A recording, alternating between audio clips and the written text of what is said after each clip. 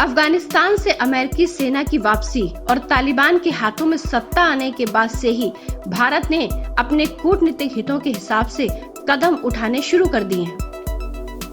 भारत ने सीधे तौर पर तालिबान के साथ संवाद शुरू करने का संकेत दिया है कि वह अफगानिस्तान में उसकी सत्ता को मान्यता दे सकता है।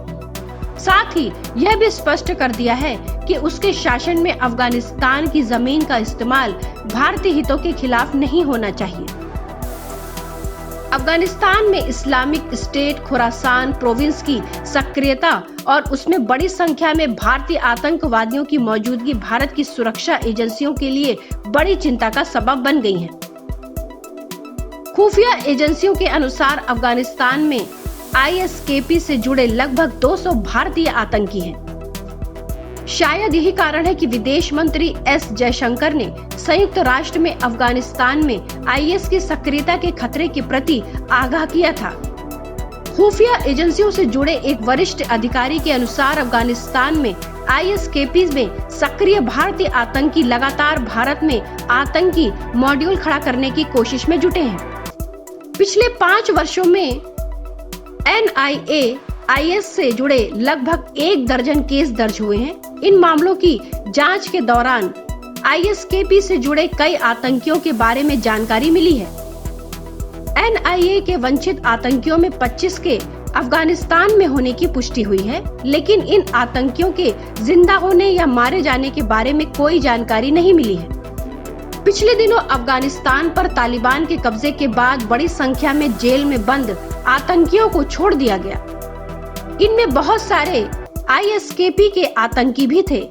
इनमें से कई के भारतीय मूल के होने की आशंका जताई जा रही है।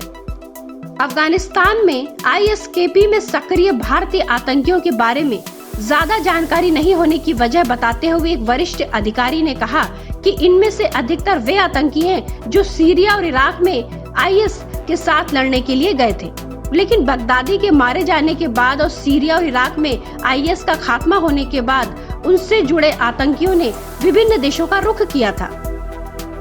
इसी क्रम में भारतीय मूल के आतंकी अफगानिस्तान पहुंच गए। उन्होंने कहा कि अफगानिस्तान में अब्दुल गनी शासन के दौरान इन आतंकियों के बारे में जानकारी जुटाने की कोशिश की जा रही थी, लेकिन तालिबान के आने के बाद स्थिति और जटिल हो गई है।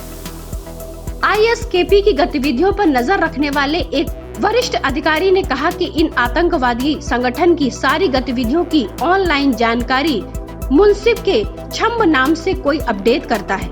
पाकिस्तानी मूल का कथित मुंसिफ अफगानिस्तान पाकिस्तान सीमा पर सक्रिय है और एजेंसियां उसके बारे में विस्तृत जानकारी जुटाने की कोशिश कर रही हैं।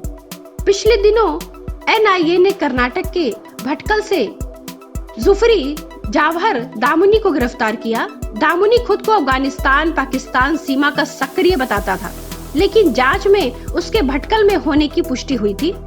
जुफरी के साथ ही देश के विभिन्न भागों में IS से जुड़े 10 आतंकियों को गिरफ्तार किया गया था, जिनमें 2 महिलाएं भी हैं।